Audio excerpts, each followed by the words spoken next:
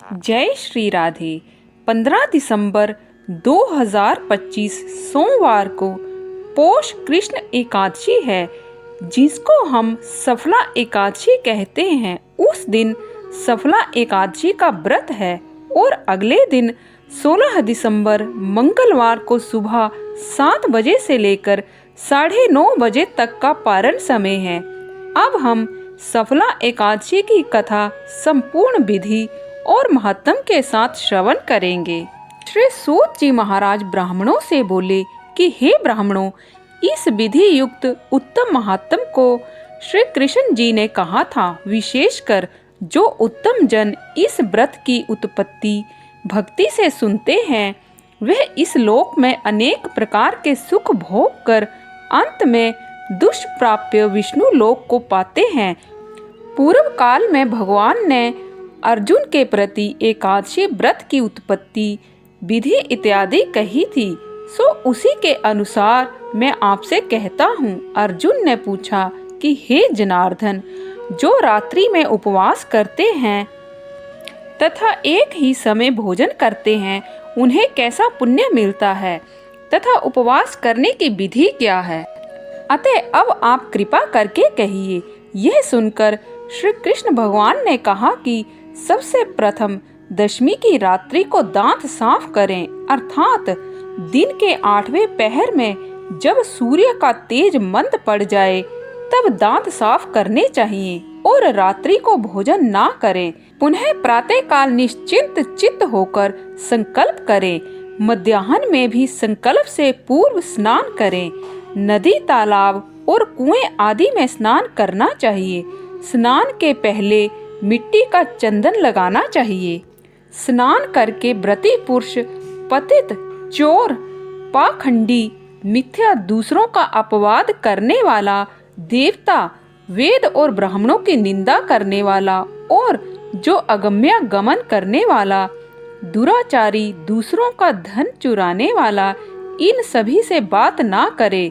यदि दैवत इनको देख लें तो इस पाप को दूर करने के लिए सूर्य को देखें। स्नान के बाद सादर नैवेद्य आदि अर्पण कर भगवान की पूजा करें। दीप दान करें। यह सब कर्म भक्ति भाव युक्त होकर करें। उस दिन निद्रा और मैथुन ना करें। भक्ति युक्त होकर ब्राह्मणों को दक्षिणा दें और आदर पूर्वक उनसे अपनी त्रुटि की क्षमा मांगे। शुक्ल पक्ष की और कृष्ण पक्ष की एकादशी दोनों व्रतियों के लिए समान है। इन दोनों एकादशियों में भेद बुद्धि उचित नहीं है। इस प्रकार जो एकादशी व्रत करते हैं, उन मनुष्यों को शंखोधार तीर्थ में स्नान करके भगवान के दर्शन से जो पुण्य होता है, वह एकादशी व्रत के पुण्य के 16वें हिस्से के बराबर भी नहीं है। व्यतिपात योग में संक्रांति समय में, चंद्र सूर्य ग्रहण में, कुरुक्षेत्र में स्नान से जो फल प्राप्त होता है, वह सब एकादशी के व्रत करने से प्राप्त होता है। सफला एकादशी व्रत की कथा।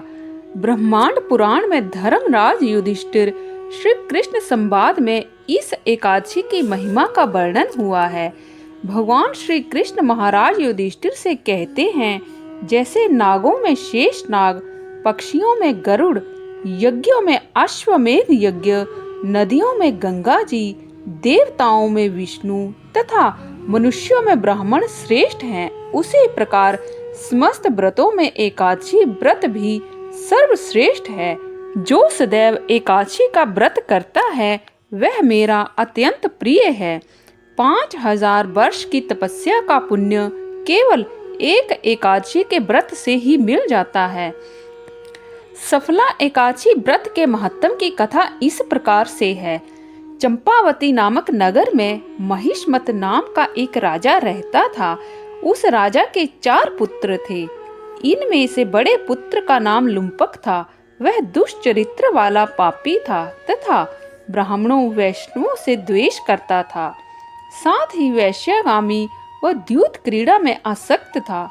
इस कारण राजा ने उसे अपने राज्य से निर्वासित कर दिया। लुम्पक जंगल में रहने लगा और अपने पिता के राज्य की प्रजाजनों की धन संपत्ति को लूटने लगा। प्रजाजन उसे राजपुत्र जानकर दया करके छोड़ देते थे। वह लुम्पक जंगल में पशुओं की हत्या करके उनका मांस खाकर जीवन व्यतीत करने लगा। इस वन में एक विशाल पीपल का वृक्ष था जिसे लोग देवता के समान आदर देते थे। लुम्पक कुछ दिन उस वृक्ष के नीचे रहा। उसके वहां रहने के समय उस स्थान पर बड़े ही अच्छे और सज्जन लोग आया करते थे। उन सज्जन लोगों की संगति में लुम्पक को एकादशी व्रत के महत्व की जानकारी मिली तो उसकी भी श्रद्धा बन गई।